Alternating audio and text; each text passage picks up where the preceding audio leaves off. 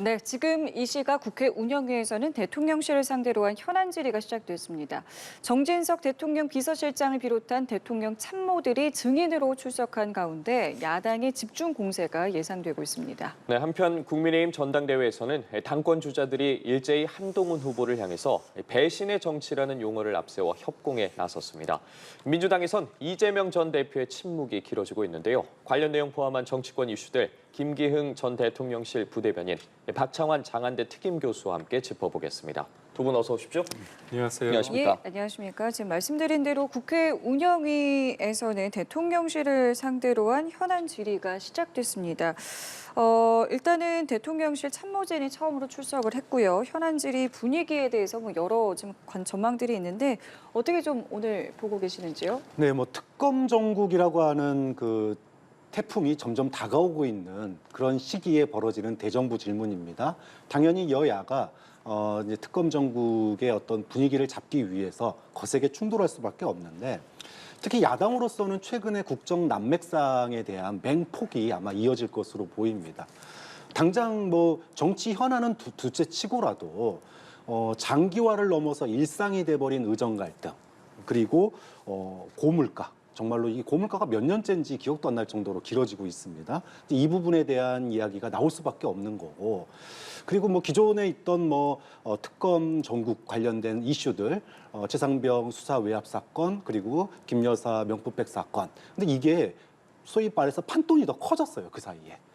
예를 들어 최상병 의혹 사건 같은 경우에는 경로 문제에서 이제는 안보 라인의 연관성 문제까지 커졌고, 김 여사 명품백 사건 같은 경우에는 권익이라고 하는 국가 기구까지 이제 또 하나 연관이 되면서 판돈이 점점 커지고 있다. 거기에다가 동해 유전이라고 하는 새로운 이게 의혹이 갑자기 또 생겨버렸어요.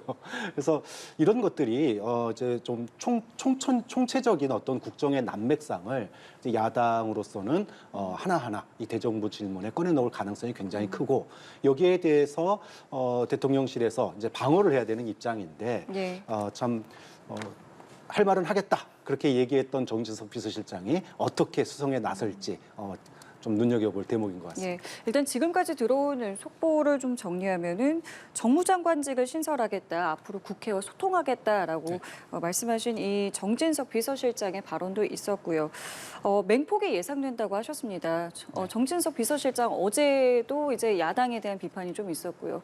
앞으로 오늘 좀 어떤 모습들 좀 예상해 보겠습니까? 저는 파산 공세에 대해서 저희가 수세적으로 방어만 하지는 않을 거고요. 할 말은 충분히 할 수 있는 분위기를 저는 야당이 만들어줬다 이렇게 생각하고 있습니다. 그러니까 역설적으로 보면 어제 정진석 그 비서실장이 국회법과 관례가 무시되고 있다 그런 얘기를 하지 않았습니까? 예. 그러니까 22대가 들어서면서 그러니까 지금의 야당이 정말 민생을 위해서 법안을 내느냐 아니면 이재명 대표에 의한 방탄을 위해서 법안을 특검을 했느냐 그리고 대통령을 끌어내리기 위해서 특검을 했느냐 그런 걸 봤을 때 이제 국민들이 그거를 서서히 알게 되고 있거든요. 특히나 2주 전에 있었던 그 해병대원 특검 청문회 관련해서 봤을 때 저도 그걸 보면서 사실관계를 어떻게 보면 한 젊은이가 숨졌기 때문에 되게 엄숙한 분위기에서 진중한 분위기에서 사실관계를 하나하나 찾기 위한 그런 과정이 아니었습니다. 겁박하고 민망하게 만들어서 결국은 그 정청래 법사위원장만 남았다. 그러니까 어떤 내용이 오고 간지는 잘 모르고 그분이 소위 말해서 병정놀이를 한 거 아니냐, 자기 판을 깔고 자기 하고 싶은 얘기만 한 거 아니냐 그런 얘기가 나올 정도로 이런 부분에 대해서 문제가 많거든요. 그렇기 때문에 저는 이제까지의 절대 다수에 의한 수적 우위의 점에서 가져왔던 메시지가 운영이나 대정부 질문을 통해서 우리의 책임 있는 답변을 통해서 우리의 입장, 국민들에게 우리가 이제까지 어떻게 해오고 있다는 것들을 차분하게 우리의 입장을 얘기할 수 있는 어떤 공간이 자리가 마련됐기 때문에 저는 이런 부분에 있어서는 긍정적으로 평가하고 싶습니다. 예, 지금 저희가 화면으로도 지금 이 시각 국회에서 진행되는 운영의 모습을 보여드리고 있는데 관련해서 들어온 소식들은 계속해서 좀 전해드리도록 하겠습니다. 네. 자, 이번 주에도 국회가 상당히 바쁠 것 같은데 내일부터 또 대정부 질문이 사흘 동안 진행이 됩니다. 이 첫날에 정치, 외교, 안보 분야가 예정이 돼 있는데 좀 이번 대정부 질문에서 관전 포인트라고 해야 될까요? 어떤 부분을 좀 주목해서 봐야겠습니까? 사실은 이제 앞서 제가 이제 특검 전야 이렇게 얘기를 했는데 22대 국회가 시작되면서 최상병 특검, 김여사 특검 뭐 여러 가지 특검들이 이제 속속 통과될 거다라고 얘기를 했습니다. 자, 이게 이제 통과가 되면은 대통령의 거부권 행사가 뭐 사실상 예견돼 있는 상황인데, 자, 이러다 보니까 이 여야가 이것을 둘러싼 또 직접적인 어떤 공방, 이것도 중요하지만 사실은 이제 국민들이 이런 정치적인 공방을 볼 때 그럼 다른 건 어떠냐로 또 함께 봐요. 지금 민생이라든지 우리들의 삶은 어떤지, 혹시나 이런 것들은 도외시되고 정치적인 공방만 있는 건 아닌지, 이런 걸 보기 때문에 오늘 대정부 질문, 이제 이번 주에 벌어질 대정부 질문은 예. 이런 부분들에 있어서 소위 말해서 지금 이제 야당으로서는 아까 앞서서 얘기했던 어떤 국정의 난맥상을 갖다가 부각시키는 이런 질문들을 할 수밖에 없다. 특히나 정치적인 이슈가 아님에도 불구하고 이미 일상화돼 버린 위기들, 그러니까 의정 갈등의 어떤 위기, 이게 지금 뭐 장기화를 넘어서서 진짜로 일상이 돼 버렸잖아요. 큰 병원들이 돌아가면서 지금 휴진 파업을 하고 있습니다. 이런 것들에 대한 국민들의 불안감이 있고, 또 앞서 말씀드렸던 고물가, 뭐 그다음에 동해유전 관련 의혹, 이렇게 우리 일상과 관련된 여러 가지 이제 이야기들이 있기 때문에 이런 부분들을 둘러싼 국민의 여론을 어떻게 가져오느냐가 굉장히 중요한 어떤 그 대치점이 될 거예요. 그런 점에서 곧바로 이어질 또 이제 그 특검 관련된 어떤 표결, 이것과 어떤 그 국민들의 여론을 환기시키는 그런 어떤 기간이 되지 않을까 싶어서 굉장히 주목을 되는 그런 시점입니다. 예, 지금 말씀해 주신 것처럼 이 대정부질의 기간에 해병특검법, 그리고 방송사법, 그리고 김홍일 방통위원장의 탄핵 소추안까지 좀 야권에서는 통과를 시키겠다는 입장인데, 사실 통상적으로 이 대정부질의 기간에는 좀 법안을 통과시키는 게 관례는 아니지 않습니까? 이 부분에 대해서 좀 어떻게 보십니까? 맞습니다. 뭐 야당이 좀 마음이 급한 것 같습니다. 대정부 질문을 질의하고 그 답변을 듣고 거기에서 이제 나름대로 제3의 뭐 책임 있는, 어떻게 보면 민주당이 다음에 집권하고 싶은 그런 마음이 있지 않습니까? 그렇다면 새로운 안도, 새로운 어떤 정부가 부족한 부분을 채워주는 그런 역할을 해야 되는데, 그런 거와 상관없이 어떻게 보면 스케줄대로 지금에 맞춰서 하겠다는 거죠. 그러니까 저는 그렇습니다. 그 해병대원 특검 관련해서 야당에서 얘기하는 거는 소위 말해서 일주기를 앞두고 그다음에 또 통화 기록이 없어지기 때문에 이걸 빨리 해야 된다고 얘기를 하는데요. 그래도 특검이 통과된다고 하더라도 그 부분 관련해서 그렇게 빨리 할 수 없습니다. 그리고 야당이 제가 누차 얘기했지만 지금 문제를 삼는 그 공격의 근거가 되는 게 공수처 수사를 통해 나오고 있는 것들이거든요. 그렇다면 공수처 수사가 분명히 가시화됐고 결과가 나올 쯤이 됐기 때문에 이 부분을 이렇게 빨리 할 필요가 없음에도 불구하고 뭔가 정략적으로 공세적인 것을 취할 수밖에 없다는 부분이 있고요. 특히나 이제 방송사법, 그리고 또 이 탄핵 소추안 관련해서는 저는 이거를 지적할 수밖에 없는 게, MBC 사장이 결국은 8월 12일 날 MBC 대주주 박문진 이사장 교체가 예정돼 있습니다. 현행법대로 보면 당연히 할 수 있는 겁니다. 근데 이걸 못하기 위해서 법안까지 만들고 있고요. 그다음에 이거에 대해서 어떤 진행을 막기 위해서 관련 부처의 장을 탄핵시키겠다. 탄핵을 하면 본회의에 통과되면 직무가 정지되지 않습니까? 그렇게 야당이 여당 보러 일하기 위해서 국회 들어오라고 해놓고 결국은 일할 수 있는 그 장관, 주무장관이라고 할 수 있는 방통위원장을 탄핵시킨다는 것 자체가 어불성설이고요. 그렇기 때문에 대정부 질의를 통한 그런 기간에도 불구하고 이렇게 강행하고 있다. 그렇게 비판할 수밖에 없습니다. 이 부분과 관련돼서는 예. 사실은 이제 대정부 질문에서 야당이 공격할 포인트가 너무 많은 게, 권익위도 그렇고 방통위도 그렇고 소위 행정기관의 뭐 국회의 입법 폭주라고 지금 여당은 비판했지만, 국민들이 보거나 야당이 봤을 때는 행정부의 이 행정 폭주예요, 폭주. 아니, 방통위원이 만약에 문재인 정부에서 방통위원장과 위원 한 명이서 박문진 이사 교체하고 MBC 사장 바꾸고 이러면은 가만히 있었겠습니까? 가만 안 있어. 이건 당연히 언론 장악이다, 언론 탄압이다, 뭐 별의별 이야기가 다 나왔을 상황입니다. 그럼 현 정부가 지금 방통위에서 2명이서 쉽게 말해가지고 뭐 YTN 팔아버리고 또 연합뉴스 팔아버리고 뭐 박문진 이사 바꿔버리고, 이거를 갖다가 용인할 국민과 야당이 도대체 어디 있습니까? 그럼 이거를 갖다가 막을 수 있는 법이 아무리 얘기해도 말을 안 들으면 당연히 거기에 대해서 막는 법안과 그다음에 탄핵소추안을 제기하면서 여론을 환기시킬 수밖에 없는 거예요. 좀 그런 점에서 이번 이제 대정부 질의에서 이 부분이 굉장한 이슈로 떠오를 거고 이것이 결국은 여타의 특검법과 탄핵소추안의 어떤 그 동력으로 갈 가능성이 굉장히 높다. 좀 그런 점에서 뜨거운 공방이 있을 수밖에 없습니다. 저희 연합뉴스는 이제 팔리지는 네. 않았고요. 이제 이 관련해서 한마디만 말씀드리자면 방송이 2인 체제에 대해서 불법이라고 야당에서는 언급을 하고 계시는데 전 좀 이해가 안 됩니다. 지금 방통위원장님이 최민희 의원이지 않습니까? 방통위원으로 야당이 추천을 했습니다. 그때 근데 문제는 뭐냐면 이 분이 방통 관련해서 상임 부위원장을 했습니다. 방통위 협회 관련해서 그렇기 때문에 이해 충돌이 있기 때문에 이 부분에 있어서 법제처에 문의를 했습니다. 근데 결과가 안 나왔어요. 그러다 보니까 야당 쪽에 최민희 의원 쪽에서 본인이 사퇴를 했습니다. 그렇다면 2인이지 않습니까? 그렇다면 야당에서 새로운 사람을 추천하면 됩니다. 근데 하지 않고 있었습니다. 그러니까 결국은 2인 체제에 대한 비판을 하기 위해서는 야당에서 또 다른 사람, 문제가 결격 사유가 없는 사람들을 추천을 했으면 되는 거죠. 근데 그런 부분을 하지 않은 상태에서 2인 체제가 문제다. 그리고 2인 체제가 불법이라고 할 수 있는 부분이 없습니다. 그렇기 때문에 이 부분은 뭐 서로 간에 논쟁이 되겠지만 사실관계를 밝혀드립니다. 알겠습니다. 뭐 일단은 뭐 변수라고 한다면 우원식 의장이 또 이것을 뭐 상정하지 않을 수도 있는 부분이기 때문에요. 이 부분도 좀 앞으로 좀 지켜봐야 될 것 같고 이번에는 여야 상황 좀 살펴보겠습니다. 일단은 국민의힘의 상황을 좀 보면 한동훈 후보를 향해서 3인의 후보들이 지금 사실상 이제 협공을 하고 있는 네. 모습인데요. 이 협공을 배신의 정치로 이제 잡았습니다. 일단은 이 부분을 좀 어떻게 보고 계신지 이게 뭐 어떤 전대의 어떤 변수로 작용을 할 수 있을 거라고 보십니까? 참 이 배신의 정치는 국민들도 그렇고 특히나 이제 국민의힘 지지하는 사람 입장에서는 당원 입장에서는 이거는 굉장히 민감한 워딩입니다. 그렇기 때문에 이 말을 하는 순간 하는 사람도 그렇고 그 대상이 되는 사람도 어떻게 보면 플러스가 될 수도 있고 마이너스가 될 수 있는 어떻게 보면 참 뭐랄까요? 그 굉장히 민감한 문제입니다. 예. 민감한 문제인데, 근데 저는 그렇습니다. 이게 단순히 배신의 문제를 넘어서 저는 이 관점을 그렇게 봅니다. 대통령과의 관계 맺음, 소위 말해서 원희룡 전 장관은 그거를 소통과 신뢰 그런 쪽으로 조금 계속 끌고 가려고 하는데요.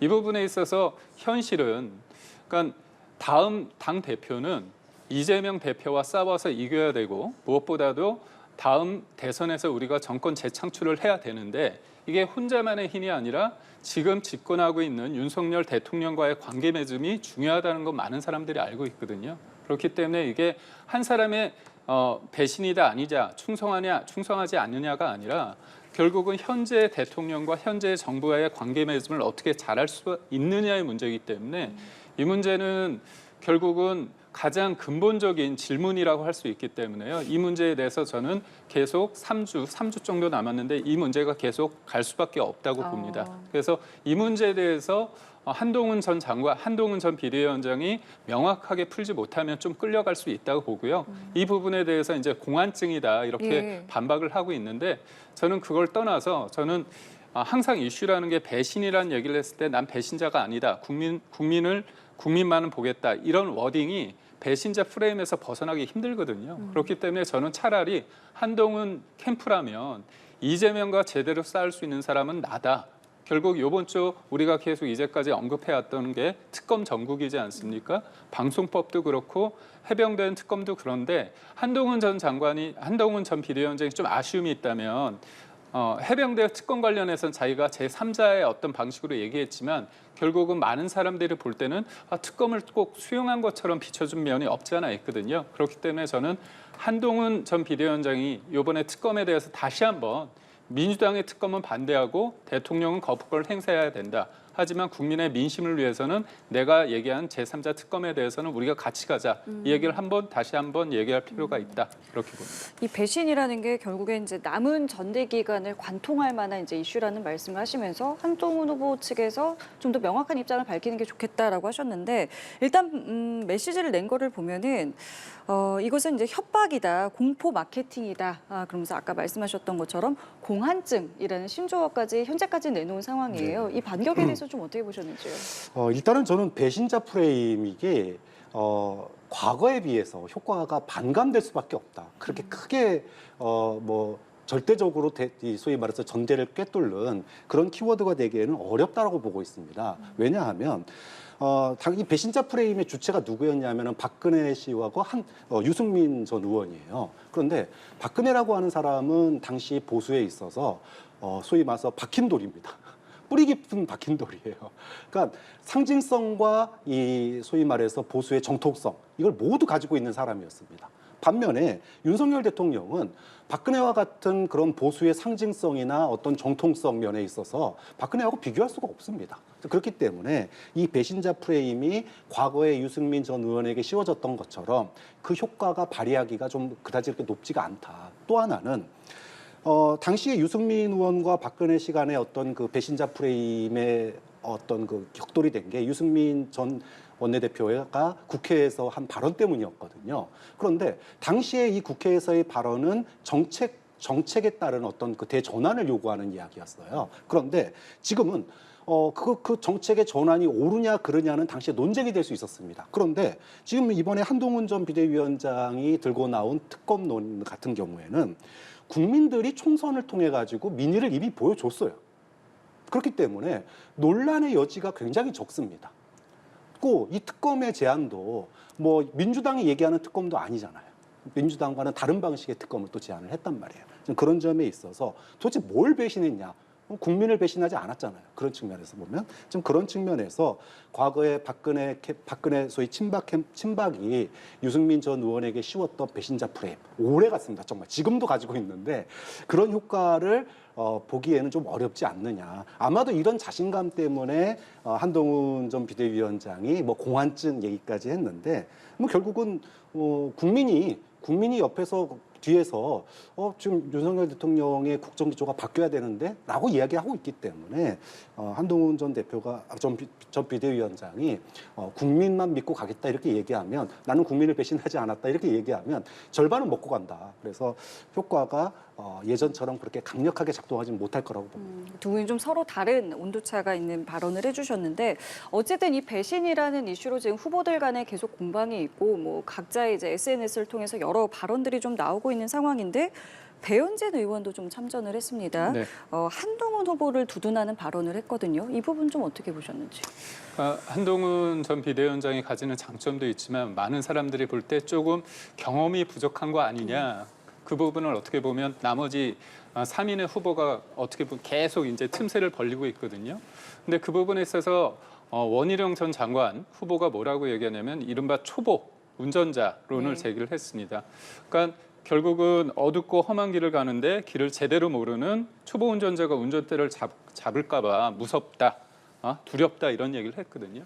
그러니까 이제 배현진 이번에 재선이 됐는데 배현진 의원이 뭐라고 얘기하냐면 지도만 고집하는 라떼는 운전자들보다는 국민과 당원이라는 내비가 지목하는 길을 믿고 함께 갈 줄 아는 운전자를 원한다. 그렇게 얘기를 했습니다. 근데 저는 지금의 그 배현진 의원이 예전에는 이른바 친윤 의원이라고 이렇게 조금 해석이 됐는데 예. 이철규 의원과의 어떤 관계 속에서 좀 거리가 좀 멀어졌다는 그런 평가를 받고 있거든요. 그리고 또 배현진 의원이 이번에 제가 알기로는 장동혁 의원이 최고위원 예. 출마 선언을 할 때 그 국회에서 그 기자회견장에 자리를 같이 했습니다. 그리고 저희 좀 얘기를 들어보자면 사무총장에 대한 얘기가 조금 얘기가 나온다고 그럽니다. 그러니까 다음 만약에 한동훈 전 비대위원장이 당대표가 되면 거기에서 중요한 역할을 하는 게 사무총장인데 사무총장 자리를 배현진 의원이 좀 생각하는 거 아니냐. 그러니까 본인이 그런지는 모르지만 그렇게 얘기가 알려져 있습니다. 네. 그렇기 때문에 이런 부분에 있어서 한동훈 전 비대위원장이 조금 경험적인 측면에서 좀 아쉬움이 있고 문제가 있다고 했을 때 본인의 워딩보다는 누군가 말을 더해주는 게 도움이 되지 않습니까? 이럴 때 뭐 구원투수로 나온 거 아닌가 이렇게 생각됩니다. 예, 알겠습니다. 이번엔 민주당 전당대회 상황도 좀 살펴보도록 하겠습니다. 민주당도 이번 주에 이제 당대표와 최고위원 후보 등록을 시작을 하게 되는데 이재명 전 대표가 어쨌든 이번 주 내에 그렇다면 연임과 관련한 입장을 표명할 것으로 보입니다. 관련해서 지금 일극체제에 대한 여러 이야기가 나오고 있는 상황 속에서 어떤 메시지를 담느냐도 주목이 되고 있는데 좀 어떤 내용들을 담아서 이야기를 할 거라고 보십니까? 사실은 이제 민주당 전당대회는 굉장히 깔끔합니다. 그러니까 너무 깔끔해서 문제예요. 그러니까 지금 아까 제가 국정의 난맥상이라고 그랬는데 예. 도대체 이 국정의 난맥상 풀지 못하고 있잖아요. 여권이 풀어야 될 숙제거든요. 의정 갈등도 그렇고 고물가도 그렇고 특검 전국도 그렇고 여권이 풀어야 되는데 여권이 하나도 못 풀고 지금 장기화를 넘어서서 일상화가 돼가는 이 부분에 대해서 야당의 당대표로 출마하는 사람이 할 얘기는 너무나 뻔한 거예요. 이런 국정의 난맥상 그리고 국민들로부터 불신받고 있는 이런 불신의 어떤 강력 좀 실정 이거에 대한 비판을 해 나가면서 출마를 할 것으로 보입니다. 근데 사실은 이건 쉬운데 문제는 내부 갈등이에요. 그러니까 내부에 지금 뭐 어대명 그래서 뭐 당 대표는 뭐 사실상 이재명 대표로 거의 굳어가는 분위기입니다. 여기에 어떤 변수가 작용하지 않아요. 근데 문제는 최고위원들이에요. 지금 최고위원들 출마 후보자들이 나서고 있는데 이게 이제 소위 말해서 국민과 당원을 보고 최고위원에 출마를 해야 되는데 마치 이재명 대표를 갖다가 결사옹위하기 위해서 이재명을 대통령으로 만들기 위해서 출마하는 듯한 그런 분위기. 이 분위기는 저는 매우 건강하지 못한 거라고 생각해요. 결국은 왜 이재명이 대통령이 되어야 되느냐? 그거는 당원의 목소리와 국민들의 더 나은 대한민국을 만들기 위해서잖아요. 그러면 그걸 얘기하면 됐지. 거기다가 굳이 이재명 대표를 끼워 넣어가지고 소위 말해서 이재명 마케팅을 통해서만 최고위원이 될 수 있는 이런 분위기를 만드는 거는 꽤 올바르지 못하다. 다만 당사자가 나서서 그 얘기하기 참 곤란하잖아요. 이거는 이재명 대표가 참 얘기하기 곤란할 텐데 저는 소위 친명이라고 하시는 이재명 대표의 주변에 계신 분들이 오히려 더 쓴소리를 해줘야 된다고 봐요. 건강한 민주당이 되고 정말로 윤석열 정부를 제대로 비판하고 차기 소위 정권 재창출을 하기 위해서는 정권을 창출하기 위해서는 이재명 대표 주변에 있는 분들이 최고위원 지금 선거의 분위기들에 대해서 저는 쓴소리 아낌없이 해야 된다고 봅니다. 예, 지금 어쨌든 이재명 전 대표가 정말 혼자 나오는 것이냐 이런 이야기가 오고 가는 와중에 김두관 전 의원이 출마를 검토 중이라는 이야기도 나오고 있고 그리고 앞서 이인영 의원 같은 경우에는 이제 불출마 의사를 밝히지 않았습니까? 지금 밖에서 바라보는 민주당의 전당대회 모습은 좀 어떻습니까? 저는 이제 지금 교수님 말씀 중에서 공감하는 부분이 있고 하나 이견이 있어서 먼저 그 말씀만 드리겠습니다. 그러니까 최고위원 후보가 되는 분들이 왜 당원과 국민을 봐야지 이재명 대표만 보냐. 맞습니다. 그래야 되는데 그분들이 눈치가 빠르거든요. 그 판을 이미 이재명 대표가 다 만들었습니다. 그러니까 총선 이후에 제가 알기로는 첫 번째 그 의원총회가 있었죠. 그때 당원 당규 관련해서 바꾸자는 얘기가 있었고요. 그때 대권과 당권 1년에는 이제 어떻게 보면 가름말 타는 거였지 않습니까? 두 손에 떡을 두 개 다 쥐을 수 없고 하나는 포기하라고 했는데 그걸 없앴습니다. 없앤다는 얘기가 있었고요. 부정부패 관련해서 기소됐을 때 직무를 정지한다는 그것도 없애자 그런 분위기를 만들었습니다. 결국은 총선을 이겼는데 다른 민생에 대한 논의가 아니라 이재명 대표를 연임시키기 위해서 대표를 지키기 위해서 그때 했던 게 그 얘기입니다. 그런 일련의 흐름과 그다음에 저번에 보지 않습니까? 저번 전대 때 박용진 후보가 그렇게 열심히 하지 않았습니까? 물론 이재명 대표의 사법 리스크를 공격을 했죠. 대장동 관련해서. 그렇게 어떻게 됐습니까? 공천 못 받았습니다. 그래서 그 공천 받은 사람이 문제가 됐는데 그 사람 말고 다른 사람을 또 보냈습니다. 박용진 전 의원한테 기회 안 줬고요. 또 문제가 있어서 바뀌었는데 또 안 줬습니다. 결국은 이거는 최고위원들이 문제가 아니라 이런 시스템을 만들고 그런 분위기를 만들었다. 그게 더 문제라고 보고요. 저는 김두관 전 의원이 됐죠. 그분이 지금 얘기를 보면 나설 수도 있고 안 나설 수도 있지만 저는 아무 특이사항이 없다. 제가 한때 기자였는데 기자 관점에서 보면 특이사항이 없는 뉴스가 안 된다 저는 보고 있습니다. 그러니까 이게 문제입니다. 결국은 당이란 거는 민주당은 역동성이 있어야 되고요. 그다음에 다양성이 있어야 되는데 그런 게 없어졌다는 데 가장 큰 문제고요. 검열이 무섭습니다. 검열 중에 가장 무서운 게 내가 쓴 걸 누군가 검열하는 게 아니라 내가 스스로 자기 검열하는 게 가장 무서운 거거든요. 그런 의미에서 저는 민주당이 다음 그러니까 이재명 대표가 대통령이 되기 위해서라면 만약에 이번에 입장을 내겠죠. 지금의 대통령 윤석열 정부에 대해서 비판하는 게 아니라 제안도 하면서 특히 선거 이후에 뭔가 중도적인 중언으로 나오겠다 했을 때 나왔던 언급됐던 여러 가지 이슈가 있지 않습니까? 상속세 관련해서 종부세 관련해서 그런 부분에 있어서 자기 입장을 내고 확실하게 자기 색깔을 가져야 된다고 봅니다. 근데 사법 리스크가 있으니까 그런 건 또 싹 빠졌거든요. 그건 책임 있는 일관성도 없는 행동이다. 이렇게 말하고 있습니다. 알겠습니다. 자, 그리고 끝으로 이 주제와 관련해서는 두 분께 입장을 각각 좀 여쭤보겠습니다.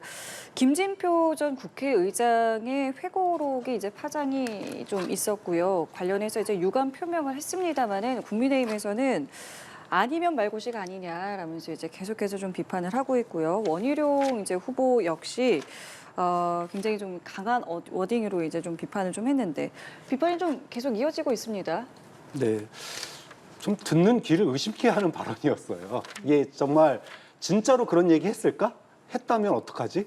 그러니까 크게 반응은 두 가지인 것 같아요. 하나는 경로. 아니 대통령이 정말로 그런 얘기했어? 무슨 막 화를 내시는 분들. 그것 때문에 지금 국회의 그 소위 탄핵 이 서명운동 이게 지금 뭐 들불처럼 커졌는데 또 한편으로는 이런 생각도 있어요. 진짜로 그런 말 했으면 어떡하지?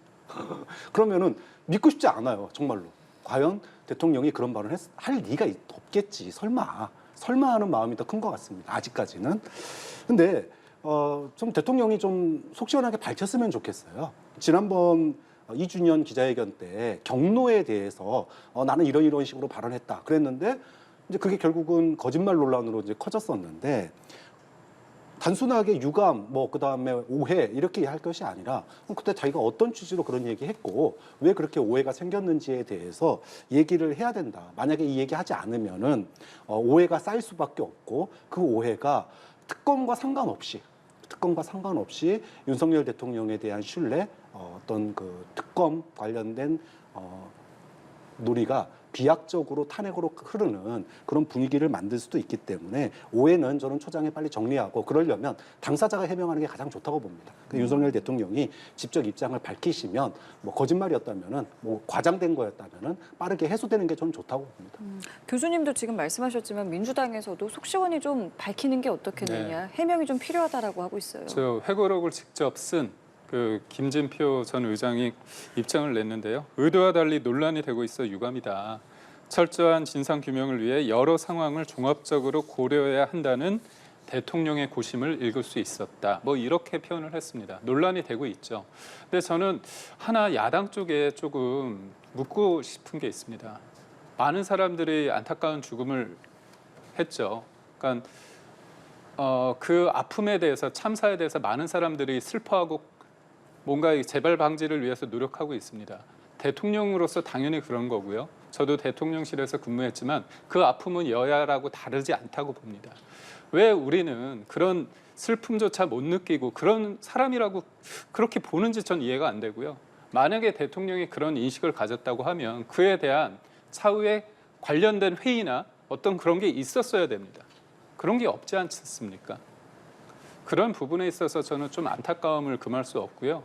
그러니까 사고, 재난을 정치화하는 것 무엇보다도 저는 김진표 전 의장님에게 좀 의문이 드는 게 있습니다. 의장으로서 여러 가지 평가는 있지만 저는 노력을 하셨다고 봅니다. 하지만 이 회고록에서 이런 발언이 어떤 결과를 가져올 수 있다.